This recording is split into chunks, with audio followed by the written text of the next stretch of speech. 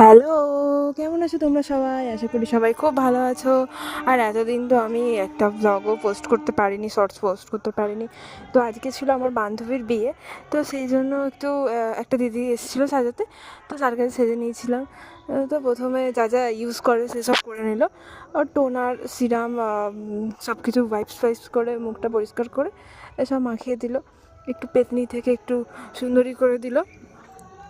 তো সেসব আঁকার পর একটু কথাবার্তা হচ্ছিলো। আমার নাকটা আসলে সুসুর করছিলো, ওই নাকেরটা পড়ে থাকার ওপরে না আমার নাকে সুসুরি করলে এবার কেউ প্রেস করছিলো, তো সুসুরি করছিলো, সেই জন্য করতে পারছিলাম না, তাই জন্য ওকে বলছিলাম যে একটু প্রেস কম করো, এটা বলছিলাম।